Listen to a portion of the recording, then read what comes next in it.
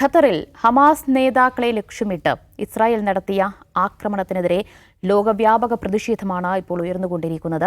തങ്ങളുടെ പരമാധികാരത്തിനുമേൽ, രാജ്യത്തിന്റെ പരമാധികാരത്തിനുമേലുള്ള കടന്നുകയറ്റമാണ്. അതുകൊണ്ട് പ്രതികരിക്കാൻ തങ്ങൾക്ക് അവകാശമുണ്ട് എന്നാണ് ഖത്തർ പ്രധാനമന്ത്രി പറഞ്ഞിട്ടുള്ളത്. അതുപോലെ തന്നെ എന്ത് തീരുമാനം ഖത്തർ എടുത്താലും അതിനൊപ്പം ഉണ്ടാകുമെന്ന് ഗൾഫ് രാജ്യങ്ങളും അറിയിച്ചു കഴിഞ്ഞിരിക്കുകയാണ്. ഇന്നലെയാണ് ഹമാസിന്റെ ഉന്നത നേതാവ് ഖലീൽ അൽ ഹയ്യ ഉൾപ്പെടെയുള്ള മുതിർന്ന നേതാക്കളെ ലക്ഷ്യമിട്ടുകൊണ്ട് അവർ വെടിനിർത്തൽ ചർച്ചകൾക്കായി എത്തിയതായിരുന്നു. അപ്പോൾ അവർക്ക് നേരെയായിരുന്നു ഇസ്രായേൽ സേനയുടെ അപ്രതീക്ഷിതമായ ആക്രമണമുണ്ടായത്. അതിൽ മുതിർന്ന നേതാക്കളൊക്കെ സുരക്ഷിതരാണ് എന്ന് ഹമാസ് അറിയിക്കുന്നുണ്ട്. പക്ഷേ അപ്പോഴും 5 പ്രവർത്തകർ കൊല്ലപ്പെട്ടതായി ഹമാസ് സ്ഥിരീകരിക്കുന്നുണ്ട്.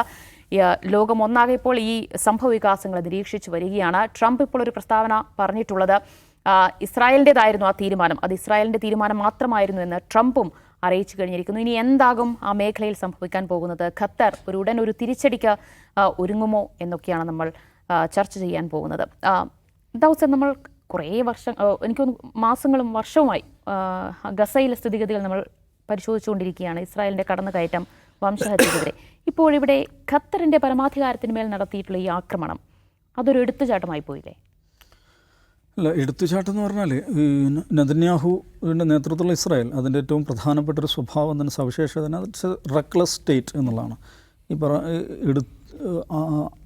എന്താണ്, നമ്മൾ പ്രതീക്ഷിക്കാത്ത തരത്തിൽ ലോകരാഷ്ട്രീയത്തിൽ ഏതെങ്കിലും ഒരു രാജ്യം ചെയ്യുമെന്ന് നമ്മൾ പ്രതീക്ഷിക്കാത്ത തരത്തിൽ പെരുമാറിക്കൊണ്ടിരിക്കുന്ന ഒരു റിപ്പബ്ലിക്, എന്താ പറയുക, ഒരു സിവിലൈസ്ഡ് റിപ്പബ്ലിക് എന്നുള്ളതിൽ നിന്ന് മാറി ഒരു ഗാങ്സ്റ്റർ റിപ്പബ്ലിക് എന്നുള്ള നിലക്ക് പെരുമാറിക്കൊണ്ടിരിക്കുന്ന ഒരു രാജ്യമാണ്.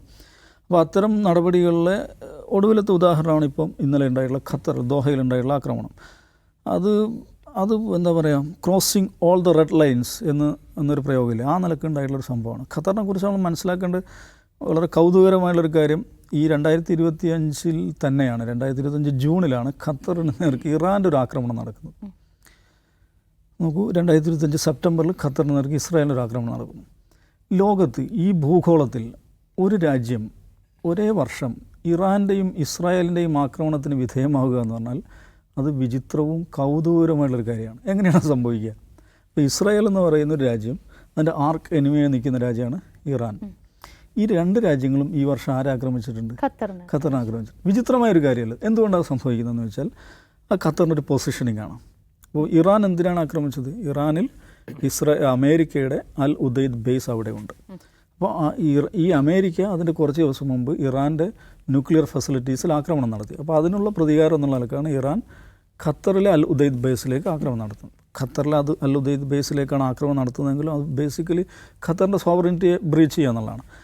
പക്ഷേ അതിൽ വലിയ കാഷ്വാലിറ്റിയോ അല്ലെങ്കിൽ തുടർ ചലനങ്ങളുണ്ടായില്ല. കാരണം അതൊരു ടോക്കൺ അറ്റാക്ക് ആയിരുന്നു, എല്ലാവർക്കും അറിയാം. ഖത്തറിനെ നേരത്തെ അറിയിച്ചു, ഖത്തർ സ്വാഭാവികമായിട്ടും അമേരിക്കയെ അറിയിച്ചു, അമേരിക്ക അവർ ആവശ്യമായ സംവിധാനം. ആ എൻ്റെ ഒരു എപ്പിസോഡ് എന്ന് പറഞ്ഞിട്ടുണ്ടെങ്കിൽ ഒരു നാടകമായിരുന്നു.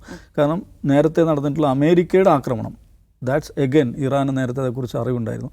അമേരിക്ക എന്തിനാണ് ചെയ്തതെന്ന് വെച്ചാൽ ഇസ്രായേലിനും ഈ ഇറാനുമായുള്ള യുദ്ധത്തിന് പിൻവാങ്ങണം, അതിനൊരു എക്സ്ക്യൂസ് ഉണ്ടാക്കി കൊടുക്കുക, ഒരു റീസൺ ഉണ്ടാക്കി കൊടുക്കുക എന്നുള്ളതായിരുന്നു. അതിനുവേണ്ടി അവിടെ ഇവരുടെ എന്താണ് B-2B വിമാനം കൊണ്ടുപോയിട്ട് ബോംബിടുന്നു.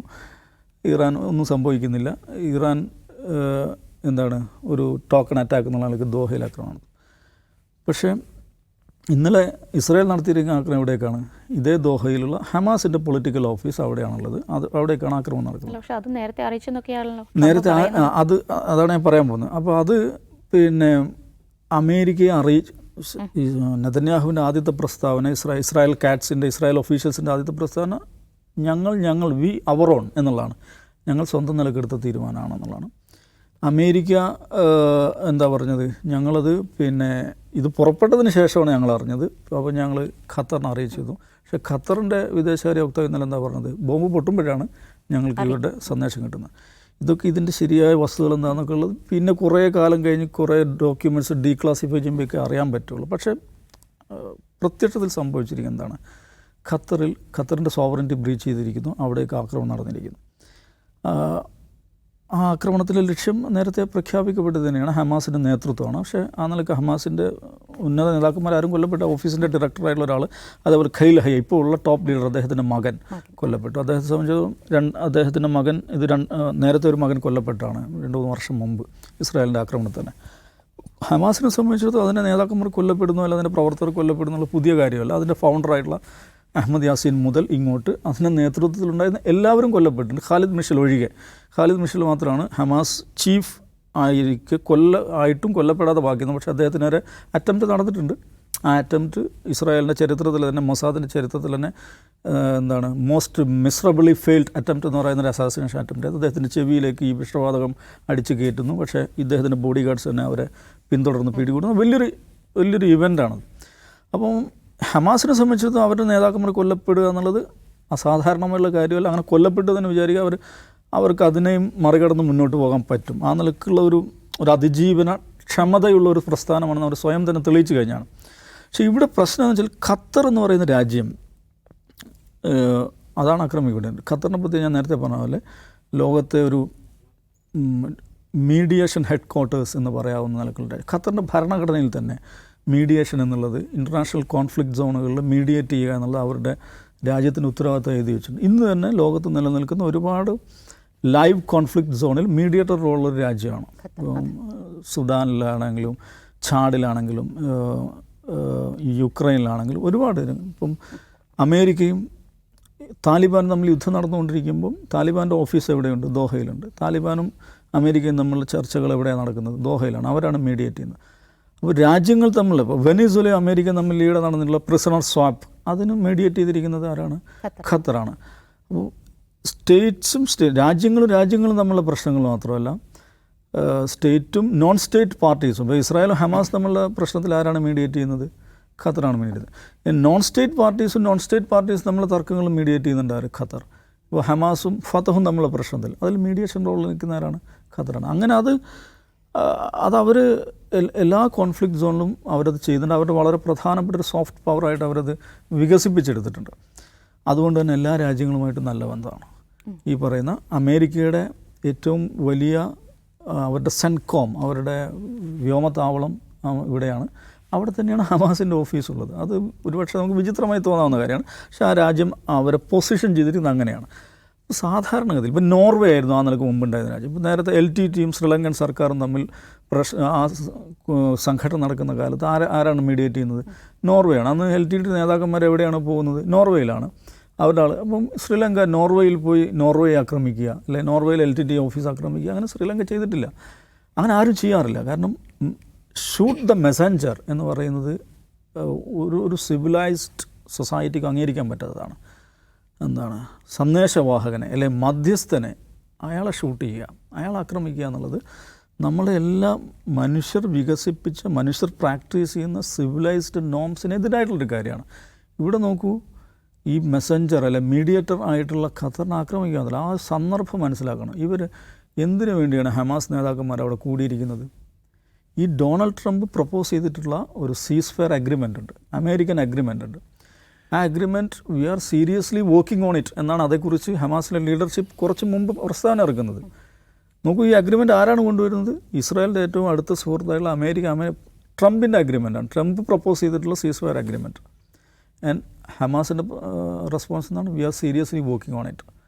അപ്പോൾ അതേക്കുറിച്ച് ചർച്ച ചെയ്യാൻ വേണ്ടി കൂടിയിരിക്കുകയാണ് അവർ. അവിടേക്കാണ് മിസൈൽ അയക്കുന്നത്. അപ്പോൾ അതിൻ്റെ അർത്ഥം എന്താണ്? ദിസ് മാൻ, ഈ നെതന്യാഹു എന്ന് പറയുന്ന മനുഷ്യൻ, അയാൾക്ക് ഇതിലൊന്നും ഒരു വിശ്വാസമില്ല. ഈ സിവിലൈസേഷനിൽ അയാൾക്ക് വിശ്വാസമില്ല. ഈ പറയുന്ന ജനാധിപത്യ പ്രക്രിയയിൽ വിശ്വാസമില്ല. അദ്ദേഹത്തെ സംബന്ധിച്ചിടത്തോളം വ്യക്തിപരമായി വൻ വിജയമാണ് ഇന്നത്തെ ആക്രമണം. പക്ഷേ ഇസ്രായേൽ എന്ന് പറയുന്ന രാജ്യത്തെ സംബന്ധിച്ചിടത്തോളം വൻ പരാജയമാണ്. ഈ യുദ്ധം നീട്ടിക്കൊണ്ടുപോകുക, അല്ലെങ്കിൽ എപ്പോഴും ഈ ഒരു സംഘർഷവും അതിക്രമവും നിലനിർത്തുക എന്നുള്ളത് ഈ നെതന്യാഹു ഒരു സമീപനമായി സ്വീകരിച്ചിരിക്കുന്നു. ഇപ്പോൾ ഇറാനിലേക്കുള്ള ആക്രമണം ശ്രദ്ധിക്കണം. ഈ ന്യൂക്ലിയർ ഇതുമായി ബന്ധപ്പെട്ട് ഇറാനും അമേരിക്കയും തമ്മിലുള്ള ചർച്ചകൾ തുടങ്ങാനിരിക്കുകയാണ്. ആ ചർച്ചകൾക്ക് തന്നെ നേതൃത്വം കൊടുക്കേണ്ട ആളെ വധിച്ചുകൊണ്ട് ഇസ്രായേൽ ആക്രമണം തുടങ്ങുന്നത്.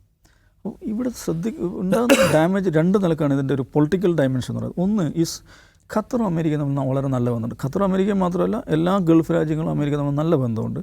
അൽ ഉദൈദ് ബേസ് അവിടെയുണ്ട്. ഖത്തറിലെ എയർ ഡിഫൻസ് സിസ്റ്റം, താഡ് ആകട്ടെ, പാട്രിയറ്റ് ആകട്ടെ, അതെല്ലാം അമേരിക്ക നൽകിയതാണ്. ഖത്തറിൻ്റെ ഡിപ്ലോമാറ്റിക് പൊസിഷൻ, അമേരിക്കയുടെ ഡിപ്ലോമാറ്റിക് പൊസിഷൻ എന്ന് വെച്ചാൽ മേജർ നോൺ നാറ്റോ അലൈ, MNNA എന്ന് പറയും. ഇപ്പോൾ നാറ്റോയ്ക്ക് പുറത്തുള്ള ഏറ്റവും പ്രധാനപ്പെട്ട അലൈ ആയിട്ടാണ് ഖത്തറിനെ കാണുന്നത്. ഖത്തർ അതുപോലെ ട്രില്യൺ കണക്കിന് ഡോളർ അമേരിക്കയിൽ ഇൻവെസ്റ്റ് ചെയ്യുന്നുണ്ട്. മില്യൺ കണക്കിന് ഡോളറിൻ്റെ വിമാനം ഈ അടുത്താണ് ട്രംപിന് ഖത്തർ അമീർ കൊടുക്കുന്നത്. അപ്പോൾ ഞങ്ങളുമായി നോക്കൂ, ഇത്രയും അടുത്ത സൗഹൃദമുള്ളൊരു രാജ്യം ഒരു നിർണായക ഘട്ടത്തിൽ വഞ്ചിച്ചു, പിന്നീന്ന് കുത്തി എന്നൊരു ഫീൽ ഖത്തറിനുണ്ടാവുമല്ലോ. ഇത് വിശ്വസിക്കാൻ കൊള്ളാത്ത ഒരു അലയാണ്, ഒരു സുഹൃത്ത് രാജ്യമാണ് അമേരിക്ക എന്നതിലേക്ക് സ്വാഭാവികമായിട്ടും അമേരിക്കയുടെ സുഹൃത്ത് രാജ്യങ്ങൾ കടക്കുക. അമേരിക്കയുടെ ട്രസ്റ്റ്, അമേരിക്കയുടെ വിശ്വാസ്യതയാണ്, അതിനാണ് ഇതിലേറ്റവും അധികം പ്രഹരേൽപ്പിച്ചിരിക്കുന്നത്. രണ്ടാമത് അമേരിക്ക അറിഞ്ഞുകൊണ്ട് അനുവാദത്തോടു കൂടിയാണ് നൽകിയതെങ്കിൽ, അല്ലെ അറിയാതെയാണ്, രണ്ട് തന്നെയാണെങ്കിലും അമേരിക്കയാണ് ഹ്യൂമിലിയേറ്റ് ചെയ്യപ്പെട്ടിരിക്കുന്നത്. കാരണം ഇസ്രയേലിനെ സംബന്ധിച്ചിടത്തോളം അമേരിക്കയുടെ ഒഫീഷ്യൽ പൊസിഷനെതിരായിട്ടും പെരുമാറാൻ സാധിക്കും വിധം അമേരിക്കൻ എസ്റ്റാബ്ലിഷ്മെൻറ്റിൽ അല്ലെങ്കിൽ അമേരിക്കൻ ഡീപ്പ് സ്റ്റേറ്റിൽ ഇസ്രായേലിന് സ്വാധീനമുണ്ട്. അമേരിക്കയെ നിയന്ത്രിക്കുന്നത് ഇസ്രായേലാണ് എന്നുള്ള കാര്യമാണ് ഇതിലൂടെ വെളിപ്പെടുന്നത്. ഞാൻ വിചാരിക്കുന്നത് ഇത് അവിടുത്തെ ഓഫീസിൻ്റെ ഒരു ഭാഗം തകർക്കപ്പെടുന്നു, 5 ആളുകൾ കൊല്ലപ്പെടുന്നു, അതിൻ്റെ ഒരു ഫിസിക്കൽ ഡാമേജിനപ്പുറമുള്ള ഇംപ്ലിക്കേഷൻസ് ഈ മൊത്തം സംഗതികൾക്ക് ഉണ്ടാകുമെന്നുള്ളതാണ്. ഇതിൽ കാണേണ്ട ഒരു കാര്യം, നമ്മൾ ഇന്ന് നിലനിൽക്കുന്ന ലോകഘടന എന്ന് പറയുന്നത് കുറേയധികം നോംസ്, പ്രത്യേകിച്ച് ഐക്യരാഷ്ട്രസഭ രൂപീകരിക്കപ്പെട്ടതിന് ശേഷം ഉണ്ടായിട്ടുള്ള പൊതുവായി ഇൻ്റർനാഷണൽ ലോ എന്ന് നമ്മൾ പൊതുവായി പറയുന്ന കുറേ അധികം കാര്യങ്ങൾ, അതിൻ്റെ പുറത്താണ് നമ്മൾ ലോകം നിലനിൽക്കുന്നത്, അതിലാണ് ലോകം സഞ്ചരിക്കുന്നത്. അത് ബ്രേക്ക് ആകുമ്പോൾ ലോകത്തിൻ്റെ താളമാണ് തെറ്റുന്നത്. നോക്കൂ, ഇസ്രായേൽ എന്ന് പറയുന്ന രാജ്യം കഴിഞ്ഞ ഒരു വർഷത്തിനിടയിൽ 7 അറബ് രാജ്യങ്ങൾ ആക്രമിച്ചു കഴിഞ്ഞു. 8ാമത്താണ് Qatar, Iran, Iraq, Syria, Lebanon, Yemen. ഇപ്പോൾ കഴിഞ്ഞ ദിവസം ടുണീഷ്യ ആക്രമിച്ച ടുണീഷ്യൻ ടെറിട്ടോറിയൽ വാട്ടേഴ്സിൽ കയറിയാണ് ഈ ഫ്രീഡം ഫ്ലോട്ടിലെ കപ്പൽ ആക്രമിക്കുന്നത്.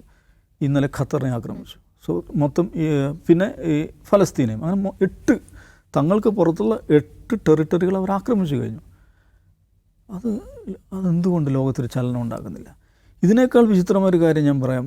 അടുത്ത ആഴ്ച നടക്കാനിരിക്കുന്ന UN ജനറൽ അസംബ്ലിയിൽ ഈ മെഹ്മൂദ് അബ്ബാസ്, ഫലസ്തീൻ പ്രസിഡൻ്റായുള്ള മെഹ്മൂദ് അബ്ബാസും അദ്ദേഹത്തിൻ്റെ കൂടെയുള്ള ഡെലിഗേഷനും അവർക്കുള്ള വിസ നിഷേധിച്ചിരിക്കുകയാണ് അമേരിക്ക. നോക്കൂ, അമേരിക്ക എങ്ങനെയാണ് വിസ നിഷേധിക്കാൻ പറ്റുക? UN ആസ്ഥാനം ന്യൂയോർക്കിലാണുള്ളത്.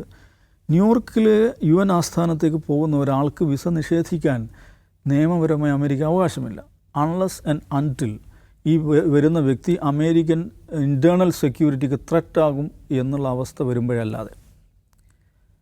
UN ജനറൽ ഹെഡ്ക്വാർട്ടേഴ്സ് അഗ്രിമെൻ്റ് എന്ന് പറഞ്ഞൊരു അഗ്രിമെൻ്റ് ഉണ്ട്. ആ അഗ്രിമെൻ്റ് പുറത്താണ് ഈ സംവിധാനം ചലിക്കുന്നത്. അപ്പോൾ അവിടെ ലോകത്തുള്ള ഏതൊരു രാഷ്ട്രത്തലവനും അവിടെ വന്നാൽ വരാനുള്ള സൗകര്യം ഒരുക്കുക, അയാളുടെ യാത്ര ഫെസിലിറ്റേറ്റ് ചെയ്യുക, സുരക്ഷ ഒരുക്കുക, ഇത് ആരുടെ ഉത്തരവാദിത്തമാണ്? അമേരിക്കയുടെ ഉത്തരവാദിത്തമാണ്. നമുക്ക് 1988 യാസർ അറഫാത്ത് 88 എന്ന് പറയാൻ മനസ്സിലാക്കണം, അന്ന് ഈ സ്റ്റേറ്റ് ഓഫ് ഫലസ്തീൻ ഉണ്ടായിട്ടില്ല. അദ്ദേഹം PLO ചെയർമാൻ മാത്രമാണ്. ഇപ്പോൾ UN മെമ്പർ സ്റ്റേറ്റിൻ്റെ ആളുകളെയും UN ഒബ്സർവേഴ്സിനെയും അവിടെ സന്ദർശിക്കാനുള്ള സൗകര്യം ഒരുക്കാനുള്ളതാണ് അമേരിക്കയുടെ ഉത്തരവാദിത്തം.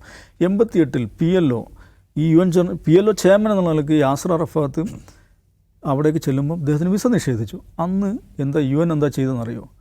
UN ജനറൽ അസംബ്ലി മീറ്റിംഗ് ന്യൂയോർക്കിൽ നിന്ന് ജനീവയിലേക്ക് മാറ്റുകയാണ് ചെയ്തത്. എന്തിനു വേണ്ടിയാണെന്നറിയോ? യാസർ അറഫാത്തിന് വരാനുള്ള സൗകര്യം ഒരുക്കാൻ വേണ്ടിയിട്ട്. ഇന്ന് പലസ്തീൻ അതോറിറ്റി പ്രസിഡൻ്റായിട്ടുള്ള മെഹ്മൂദ് അബ്ബാസിന് വിസ നിഷേധിക്കുകയാണ്. UN എന്തോ പറയുന്നറിയോ? അയ്യോ, ഞങ്ങളൊന്ന് അമേരിക്കയോട് സംസാരിച്ച് നോക്കട്ടെ എന്ന് പറഞ്ഞാൽ ഇത് ഗുരുതരമായിട്ടൊരു സാഹചര്യമാണ്. ഒരു രാജ്യം, ഇസ്രായേൽ എന്ന് പറയുന്ന രാജ്യം, ഒരു അന്താരാഷ്ട്ര മര്യാദയും പാലിക്കാതെ എവിടെയും കയറി എന്തും ചെയ്യുന്നു. അതിന് അമേരിക്ക സമ്പൂർണ്ണമായി പിന്തുണ നൽകുന്നു. അമേരിക്ക എന്ന് പറയുന്ന രാജ്യം അവരിൽ നിക്ഷിപ്തമായിട്ടുള്ള ഉത്തരവാദിത്തം പോലും നിർവഹിക്കാതെ UN ജനറൽ അസംബ്ലിയിൽ പങ്കെടുക്കാൻ വരുന്ന പലസ്തീൻ നേതാവിന് അവർക്ക് വിസ നിഷേധിക്കുന്നു. ഞാൻ ഇതേക്കുറിച്ച് കാണുന്നത്, ഇത് ഇങ്ങനെ കുറച്ച് ഇത്തരം പ്രശ്നങ്ങളുണ്ടാകും. കാരണം നമ്മൾ ഈ പറഞ്ഞ UN രൂപീകരിക്കപ്പെട്ടതിന് ശേഷം ഉണ്ടായിട്ടുള്ള ലോകഘടനയ്ക്ക് ഏറ്റവും അധികം ആഘാതമേറ്റുകൊണ്ടിരിക്കുന്ന സന്ദർഭമാണ്. ഈ സംവിധാനം മാറുകയും പുതിയൊരു ലോകരാഷ്ട്രീയ ക്രമം രൂപീകരിക്കപ്പെടുകയും ചെയ്യുന്നതിലേക്ക് ഈ എൻ്റയർ എപ്പിസോഡ് ചെന്ന് അവസാനിക്കുമെന്നാണ് ഞാൻ വിചാരിക്കുന്നത്. അല്ലാതെ ഇതെന്തോ ഹമാസും ഇസ്രായേലും തമ്മിലുള്ള എന്തോ ഒരു പ്രശ്നം, അവർ തമ്മിലൊരു അടിപിടി എന്നുള്ള നിലക്കല്ല. ലോകക്രമം വളരെ അനീതിയിൽ അധിഷ്ഠിതമായ, അക്രമത്തിലും ആയുധശക്തിയിലും അധിഷ്ഠിതമായ ഇന്നത്തെ ലോകക്രമം അത് സ്വയം എക്സ്പോസ് ചെയ്യപ്പെടുന്ന സന്ദർഭങ്ങളാണ്. അതിൻ്റെ ഏറ്റവും മാരകമായ വേർഷനാണ് ദോഹയിൽ സംഭവിച്ചിരിക്കുന്നത്. അത് അതിൻ്റെ ഒരു നാച്ചുറൽ ടേണിലേക്ക്, സ്വാഭാവികമായ പരിണതിയിലേക്ക് കടക്കുമെന്ന് ഞാൻ വിചാരിക്കും. യെസ്, ഇഷാദ്, വരും ദിവസങ്ങളിൽ ഇപ്പോൾ ഉണ്ടായിട്ടുള്ള ഈ സംഭവ വികാസങ്ങൾ, ഈ പശ്ചിമേഷ്യൻ സംഘർഷത്തിൽ എന്ത് മാറ്റമാകും ഉണ്ടാവുക? ഖത്തർ ഉടൻ ഒരു പ്രതികരണം അല്ലെങ്കിൽ ഒരു തിരിച്ചടി നടത്താനിടയുണ്ടോ? അല്ല, തിരിച്ചടി എന്ന് വെച്ചാൽ നമ്മൾ ഉദ്ദേശിക്കുന്നത് മിലിറ്ററി നിരക്ക് തിരിച്ചടിക്കാൻ ഒരു പ്രത്യാക്രമണം അതിനുള്ള സാധ്യതയുള്ള അതിനുള്ള പാങ്ങുള്ള രാജ്യമല്ല ഖത്തർ. അങ്ങനെ ഒരു നയതന്ത്ര സമീപനമുള്ള രാജ്യമല്ല ഖത്തർ. അപ്പോൾ അതുകൊണ്ട് ഖത്തർ തിരിച്ചടിക്കാൻ പോകുന്നു, അതിൽ എല്ലാ അമേരിക്കയുമായിട്ടുള്ള നയതന്ത്ര ബന്ധങ്ങൾ ഒഴിവാക്കാൻ പോകുന്നു, അങ്ങനെ വളരെ സീരിയസ് ആയിട്ടുള്ള സ്റ്റെപ്സ് അവർ എടുക്കാൻ പോകുന്നു എന്നൊന്നും വിചാരിക്കാൻ പറ്റുമെന്ന് എനിക്ക് തോന്നുന്നില്ല. ഒരിക്കലും സംഭവിക്കാം. ഒരിക്കലും സംഭവിക്കാൻ നടക്കാത്ത കാര്യമാണ്. അപ്പോൾ മിണ്ടാതിരിക്കുന്നതാണോ ഇത്? ഇന്നലെ കൊണ്ട് കഴിഞ്ഞു. ഇതിന് വലിയൊരു നമ്മൾ വിചാരിക്കുന്ന പോലത്തെ സിനിമാറ്റിക് ആയിട്ടുള്ള എസ്കലേഷൻസിൻ്റെ ഒരു സാധ്യതയും ഇവിടെ അവശേഷിക്കുന്നില്ല. പക്ഷേ അതിൻ്റെ ഇമ്പാക്റ്റ് എന്താണെന്ന് ചോദിച്ചാൽ, ഇപ്പം നമ്മൾ ഇസ്രായേലിൻ്റെ അതിക്രമങ്ങളെക്കുറിച്ച് നമ്മൾ എത്ര കാലങ്ങളായിട്ട് സംസാരിച്ചുകൊണ്ടേയിരിക്കുന്നു. അതിൻ്റെ വീണ്ടും പറഞ്ഞതിൽ കാര്യമില്ല എനിക്ക് തോന്നുന്നു. അമേരിക്ക എന്ന് പറയുന്ന രാജ്യം, അതാണ് ഇതിനകത്ത് ഒരു പ്രധാനപ്പെട്ട കാര്യം. നേരത്തെ ദാവൂസായി പറഞ്ഞു, അമേരിക്ക ഗൾഫ് കൺട്രീസിന് കൊടുത്തിരിക്കുന്ന ഒരു വാഗ്ദത്വമുണ്ട്. ഒന്ന്, നിങ്ങളുടെ സെക്യൂരിറ്റി ഫിസിക്കലി ഞങ്ങൾ ഏറ്റെടുത്തിരിക്കുകയാണ്. അതിനാണ് അവിടെ എല്ലാം ക്യാമ്പ് നടത്തുന്നത്. ഭയങ്കര ക്യാമ്പുകൾ ഗൾഫ് രാജ്യങ്ങളിൽ അമേരിക്ക റൺ ചെയ്യുന്നത് നിങ്ങളുടെ സെക്യൂരിറ്റി ഞങ്ങൾ എടുക്കാം എന്ന് പറഞ്ഞിട്ടാണ്. അതിന് പൈസയും വാങ്ങിക്കുന്നുണ്ട്. ഈ പ്രധാനപ്പെട്ട രാജ്യങ്ങൾ പലതും അമേരിക്കയ്ക്ക് പേ ചെയ്യുന്നുണ്ട്, നിങ്ങൾ ഞങ്ങൾക്ക് സെക്യൂരിറ്റി തരുന്നതിന് എന്ന് കാണുക. അതുകൊണ്ട് ഈ ഗൾഫ് രാജ്യങ്ങൾ പലതിനും ഇങ്ങനെ മിലിറ്ററിയിലേക്ക് അവർ കേന്ദ്രീകരിക്കുന്നില്ല. അപ്പോൾ അമേരിക്ക സഹായിക്കുന്നുണ്ടല്ലോ. അമേരിക്ക ഒരു രാജ്യം എന്നതിനപ്പുറത്തേക്ക് ഒരു സാമ്രാജ്യമായി നിൽക്കുന്നത് എങ്ങനെയാണ്? ചൈനയെ പോലെ ഒരു രാജ്യത്തിൻ്റെ പവറല്ല, ലോകത്ത് പലയിടത്തായി അതിൻ്റെ പവറുകളുടെ പില്ലറിലാണ് ആ സാമ്രാജ്യം നിൽക്കുന്നത്. അത് ലോകത്തെ എല്ലായിടത്തും അവർക്ക് മിലിറ്ററി ക്യാമ്പുകളുണ്ട്, ഇൻവെസ്റ്റ്മെൻറ്റ്സ് ഉണ്ട്, അവരുടെ ആളുകളുണ്ട്. അതുകൊണ്ടാണ് അമേരിക്ക ഒരു സാമ്രാജ്യവും മറ്റ് രാജ്യങ്ങൾ കേവലം രാജ്യങ്ങളുമായി നിൽക്കുന്നത് കാണുക. അപ്പോൾ ആ സാമ്രാജ്യം എന്നതിൽ അതിന് നിൽക്കാൻ കഴിയുന്നത് അത് ഈ രാജ്യങ്ങൾ കൊടുത്തിട്ടുള്ള ഉറപ്പാണ്. നിങ്ങളെ സഹായിക്കാം, നിങ്ങൾക്ക് ഇന്ന ഇൻവെസ്റ്റ്മെൻറ്റ് തരാം, നിങ്ങൾക്ക് ടെക്നോളജി തരാം, നിങ്ങൾക്ക് ആയുധങ്ങൾ തരാം. ആ വിശ്വാസം ഉണ്ടല്ലോ, അത് ബ്രീച്ച് ചെയ്യപ്പെടുന്നു എന്ന പ്രശ്നം ഇതിനകത്തുണ്ട്. ഞങ്ങൾ ക്യാമ്പ് തന്നിരിക്കുന്നു, നിങ്ങൾക്ക് ഞങ്ങൾ പണം തരുന്നു, നിങ്ങൾ ഞങ്ങളെ അയൽക്കാരായ ശത്രുക്കളിൽ നിന്ന് സംരക്ഷിക്കുന്നു, വാഗ്ദത്തം ചെയ്തിരിക്കുന്നു, നിങ്ങളത് തെറ്റിച്ചിരിക്കുന്നു എന്ന് വെച്ചാൽ ആ വിശ്വാസത്തിന് മുറിവേൽക്കും എന്ന് കാണേണ്ട കാര്യമാണ്. ഞങ്ങൾ സഹായിക്കാമെന്ന വാഗ്ദാനവുമായി അമേരിക്ക വരുമ്പോൾ ശരിക്കും ഇവർ സഹായിക്കുമോ എന്ന ഒരു അവിശ്വാസം അവിടെ രൂപപ്പെടും എന്ന് കാണുക. നാളെ അമേരിക്കയുമായിട്ട് ഓപ്പൺ ഫൈറ്റ് ഏതെങ്കിലും തരത്തിലെടുക്കാൻ ഇവർ തയ്യാറാണെന്ന് വിചാരിക്കാനും വയ്യ. ഇപ്പോൾ ഡൈനാസ്റ്റി രാജ്യങ്ങളെ സംബന്ധിച്ച് പലതരത്തിലുള്ള പരിമിതികൾ, കടുത്ത നിലപാടുകളെടുക്കുന്നവർക്ക് എപ്പോഴും ഉണ്ട്. നമ്മൾ നേപ്പാളിനെ കുറിച്ച് സംസാരിച്ച് കഴിഞ്ഞതേ ഉള്ളൂ. അപ്പോൾ ഈ പറഞ്ഞ രാജഭരണ രാജ്യങ്ങൾക്ക് പലതരത്തിലുള്ള പരിമിതികളുണ്ട്, ദീപിക്ക് മനസ്സിലാവുന്നുണ്ടാവും. അപ്പോൾ അതുകൊണ്ട് തന്നെ അവർക്ക് അങ്ങനെ ഒരു തുറന്ന സമയം എടുക്കാൻ പറ്റില്ല. പക്ഷേ ഈ സൗദിയിൽ വന്ന് വിസിറ്റ് നടത്തിച്ചിരിക്കുന്ന, അതിനുശേഷം ഖത്തറിൽ പോകുന്ന, അവിടുന്ന് പ്ലെയിൻ സമ്മാനമായി വാങ്ങിപ്പോകുന്ന ട്രംപ് നമ്മളെ സഹായിക്കാനല്ല എന്ന് വരുന്നു. ഇയാളുമായി നമ്മൾ ഭയങ്കര ഇൻവെസ്റ്റ്മെൻറ്റ്സ് ഉള്ള ബന്ധങ്ങൾ ഉണ്ടാക്കുന്നത് നമുക്ക് ഗുണം ചെയ്യില്ല എന്നൊരു അവിശ്വാസം അവർക്കിടയിൽ ഉണ്ടാകാനുള്ള സാധ്യത ഒന്നാമത്തെയാണ്. രണ്ടാമത്തേത്, ഇപ്പോൾ ഈ നോക്കൂ, ഗസയിൽ ആക്രമണം നടത്തുന്നു. ഗസയിൽ എന്ന് വെച്ചാൽ ഒരു നോൺ സ്റ്റേറ്റ് ആയിട്ടുള്ള സ്ഥലത്ത് ആക്രമണം നടത്തുക, ഒരു സംഘടനയായിട്ട് ഒരു യുദ്ധം ചെയ്യുക, കുഞ്ഞുങ്ങളെ കൊന്നു തള്ളുക എന്നത് എല്ലാവരും കാണുകയും എല്ലാവരെയും ഇമോഷണലി ബാധിക്കുകയും ചെയ്യുന്നുണ്ട്. പക്ഷേ ബാക്കിയുള്ളവരെല്ലാം വിചാരിച്ചിരുന്ന ഒരു കാര്യമുണ്ട്, നമ്മളെല്ലാം ഒരു പരമാധികാര സ്റ്റേറ്റാണ്, അവിടേക്കൊന്നും ഇസ്രായേൽ വരില്ലായിരിക്കും. പിന്നെ ഈ പറഞ്ഞ യമൻ പോലുള്ള, ടുണീഷ്യ പോലുള്ള ചെറിയ രാജ്യങ്ങൾ ആക്രമിക്കും. നമ്മളെന്ന് വെച്ചാൽ ലോകത്ത് അംഗീകരിക്കപ്പെടുന്ന രാജ്യമാണ്. അറബ് സ്ട്രീറ്റിലെ ഈ GCC രാജ്യങ്ങളെന്ന് വെച്ചാൽ നമ്മളങ്ങൊന്നും ആരും ആക്രമിക്കാൻ പോകുന്നില്ല എന്ന ഒരു വിശ്വാസം, അതിന് നിങ്ങൾ അഹങ്കാരമല്ല പറഞ്ഞ ഒരു വിശ്വാസം അവിടുത്തെ ആളുകൾക്കുണ്ടായിരുന്നു, സെക്യൂരിറ്റി ഫീൽ. ആ സെക്യൂരിറ്റി ഫീലിന് മേലെയാണ് ഇസ്രായേൽ ഇന്നലെ ആക്രമണം നടത്തിയത്. ഇസ്രായേലിൽ ഒരു ആക്രമണം ഉണ്ടായപ്പോൾ അവിടെ ഉണ്ടായിട്ടുള്ള ഏറ്റവും വലിയ പ്രശ്നം തരുന്നു, നമ്മളൊരു സെക്യൂരിറ്റി ഉള്ള രാജ്യമാണ്, നമ്മുടെ സെക്യൂരിറ്റി തകർക്കപ്പെട്ടു എന്നുള്ളതാണ്. അപ്പോൾ ഇത് അറബ് സ്ട്രീറ്റിലാകുവാനും പൊളിറ്റിക്കലി ഇസ്രായേലിനും അമേരിക്കയും വലിയ തിരിച്ചടിവുണ്ടാക്കാൻ പോകുന്നതാണ്. കാരണം എന്താണ്, ഈ ഇഷ്യൂ വീണ്ടും റൈസ് ചെയ്യപ്പെടുകയാണ്. അപ്പോൾ ഇസ്രായേൽ ഇപ്പോൾ ചെയ്യുന്ന കാര്യം ഞാൻ മനസ്സിലാക്കുന്നത്, നെതന്യാഹു അയാളുടെ പേഴ്സണലായിട്ടുള്ള ജീവനത്തെയും കൂടി മുൻനിർത്തിക്കൊണ്ടാണ് ഇപ്പോൾ ഈ സ്റ്റെപ്പ് എടുക്കുന്നത്. അവർക്ക് ഇതിൽ ഗ്രേറ്റർ ഇസ്രായേൽ പ്രോജക്റ്റ് കൊണ്ടാവാം, ഈ പറഞ്ഞ രാജ്യങ്ങളെയും സൗദി അറേബ്യ എല്ലാം കൂടെ ചേർത്ത് നിർത്തി ഞങ്ങൾക്ക് വിശാല ഇസ്രായേൽ ഉണ്ടാക്കണം എന്നുള്ള സയനിസ്റ്റ് ഐഡിയോളജിയുടെ പ്രചാരകനാവാം ഇദ്ദേഹവും. പക്ഷേ ഇപ്പോൾ ഈ നേരം കെട്ട നേരത്ത് ചെയ്യുന്നതിന് പിന്നിൽ അയാൾക്കെതിരെയുള്ള വിചാരണ നടപടികൾ ആരംഭിച്ചു കഴിഞ്ഞിട്ടുണ്ട്. മാത്രമല്ല ഈ പറഞ്ഞ സീസ് ഫയർ ഡീലെല്ലാം മുടക്കണം, ഈ ഖത്തറിൻ്റെ ഇടപെടലിനെ എല്ലാം തടസ്സപ്പെടുത്തും എന്നൊക്കെ പറഞ്ഞ വലിയ ഉദ്ദേശങ്ങൾ അതിനകത്തുണ്ട്. അതിൻ്റെ പ്രതിഫലനം എന്താണെന്ന് ചോദിച്ചാൽ, ഫലസ്തീൻ കോസ് എന്ന് പറഞ്ഞ സംഗതി, അവിടെ കൊല്ലപ്പെടുന്ന മനുഷ്യരുടെ വേദന കൂടുതൽ വലിയ വ്യാപകമായി ഡിസ്കസ് ചെയ്യുന്നതിലേക്ക് അറബ് സ്ട്രീറ്റിനെ അത് കൂടുതൽ ചലിപ്പിക്കും. ആ ചലിപ്പിക്കുന്നതിൻ്റെ പ്രതിഫലനം അതിൻ്റെ അഡ്മിനിസ്ട്രേഷനെ, അതിൻ്റെ ഭരണകൂടങ്ങളെ അത് സ്വാധീനിക്കും. ഇസ്രായേലുമായി സമീപകാലത്തെങ്ങും ഒരു നിലയ്ക്കുമുള്ള ബന്ധമുണ്ടാക്കാൻ കഴിയാത്ത വിധമുള്ള പരിക്ക് ഇന്നലത്തെ ആക്രമണത്തിലൂടെ ഇസ്രായേൽ പൂർണ്ണമായി കഴിഞ്ഞിട്ടുണ്ട്. ഇനിയിപ്പോൾ ആർക്കഴിവിട്ട പരിഹാരം ഉണ്ടാക്കാൻ പറ്റും? നാളെ അമേരിക്കയിൽ വന്ന് ഖത്തറിനോട് വന്ന് പറയാൻ പറ്റുമോ നിങ്ങളും ഈ ഇസ്രായേൽ തമ്മിൽ നല്ല ബന്ധത്തിൽ പോകണം? സൗദി അറേബ്യയോട് പറയാൻ പറ്റുമോ? ഏത് രാജ്യം കൊണ്ട് പറയാൻ പറ്റും? അപ്പോൾ അതുകൊണ്ട് അവിടുത്തെ മനുഷ്യർക്കിടയിലുള്ള ഭീതി, ഈ രാജ്യം ഒരു ഭീകര രാഷ്ട്രമാണ്, ഇവരാരെയും ആക്രമിക്കും, ഇവരുമായി ഒരു ബന്ധം ഒരു ആധുനിക സമൂഹത്തിന് സാധ്യമല്ല എന്ന ഒരു മെസ്സേജ് എല്ലായിടത്തും പടർന്നു. അതാണ്. അപ്പോൾ അത് ഇസ്രായേലിലെ മനുഷ്യന്മാരത് മനസ്സിലാക്കുന്നത്. നമ്മൾ എന്തിനാണ് ഖത്തറിനെ ആക്രമിച്ചതെന്ന് ഇസ്രായേലിലെ മനുഷ്യർ ചോദിക്കുന്നത്. നമുക്ക് എല്ലാവരുമായിട്ട് നല്ല ബന്ധം വേണ്ടേ? നിങ്ങൾ ഗസയെ ആക്രമിക്കുന്നതിന് പോലും നിങ്ങൾക്ക് വേണമെങ്കിൽ ഒരു ജസ്റ്റിഫിക്കേഷൻ കാണും. അവർ ഒക്ടോബർ 7 ആക്രമിച്ചതിൽ ഒരു ന്യായം വേണം നിങ്ങൾക്ക് പറയാൻ കാണും. പിന്നെ അതിൻ്റെ ചരിത്രം കിടക്കുകയാണ്. നിങ്ങൾ എന്തിനാണ് ഇവരെ ആക്രമിക്കുന്നത് എന്തിനാണ്? അപ്പോൾ നമുക്ക് ആരുമായിട്ടും ബന്ധം വേണ്ട. ലോകത്തെവിടെയും ഇസ്രായേലികൾ പോയാൽ ആളുകൾ കൂക്കി വിളിക്കുകയാണ്. ലോകത്തെ ഏത് കളിക്കളത്തിലും ഇസ്രായേലി കളിക്കാരെ ആളുകൾ എന്ത് ചെയ്യാണ്? കൂക്കി വിളിക്കുന്നത് നമ്മൾ കാണുന്നുണ്ട്. ഇസ്രായേലി ഡെലിഗേറ്റ്സ് പലയിടത്തും വലിയ അധിക്ഷേപങ്ങൾക്ക് ഇരകളാക്കുന്നു, പലയിടത്തും ബോയ്ക്കോട്ട് ചെയ്യപ്പെടുന്നു. ഇസ്രായേലിൽ നിന്നുള്ള കൊടി കണ്ടാൽ ആളുകൾ ഭയങ്കരമായി പ്രതിഷേധിക്കുന്നത് കാണുന്നു ലോകത്തെല്ലായിടത്തും. എല്ലാ ഇസ്രായേലിയുടെ എന്താ പറയുന്നത്, ഇസ്രായേലിൻ്റെ ഭാഗം സംസാരിക്കാൻ വരുന്ന എല്ലാവരെയും ആൾക്കാർ കൂവുകയാണ്. അപ്പോൾ നിങ്ങൾ എന്തിനാണ് ലോകത്തിന് മുമ്പിൽ നമ്മളെ ഇങ്ങനെ ഇല്ലാതാക്കുന്നത് എന്ന ക്വസ്റ്റ്യൻ ഉയർന്നു വരികയും ഈ ആക്രമണം ആ നിലയ്ക്ക് ഇസ്രായേലിനെ തന്നെയും ഈ റീജിയണിൽ എല്ലാവരുമായിട്ടും നല്ല ബന്ധം ഉണ്ടാക്കി ഒരു വലിയ രാജ്യമായി നിൽക്കുക എന്നുള്ള അവരുടെ മോഹത്തിന് ഏൽപ്പിക്കുന്ന വലിയ അടിയായിരിക്കും.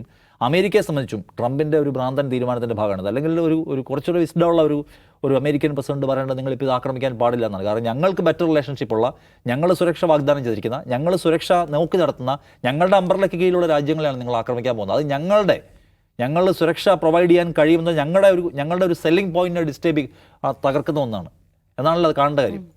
അപ്പോൾ അതാണ് ഇതിൽ എനിക്ക് തോന്നുന്നത് എൻ്റെ ഇമ്പാക്റ്റ് എന്ന് പറയുന്ന രണ്ട് ഘടകങ്ങളാണ്. ഒന്ന് അമേരിക്കയെക്കുറിച്ചുള്ള വിശ്വാസം ഇല്ലാതാവുന്ന ഒന്ന്, അമേരിക്കയുടെ ക്രെഡിബിലിറ്റി ഇല്ലാതാവുന്ന ഒന്ന്. രണ്ട്, അറബ് സ്ട്രീറ്റ് വീണ്ടും ഒരിക്കൽ കൂടി ഞെട്ടിയിരിക്കുന്നു. നമുക്ക് ഈ പ്രശ്നം പരിഹരിക്കാതെ നമ്മുടെ റീജിയനിൽ ഇനി സമാധാനമില്ല. ഇത് ഫലസ്തീനിലെ മനുഷ്യരുടെ മാത്രം പ്രശ്നമല്ല. നാളെ ഇവർ നമ്മളെ ആക്രമിക്കും.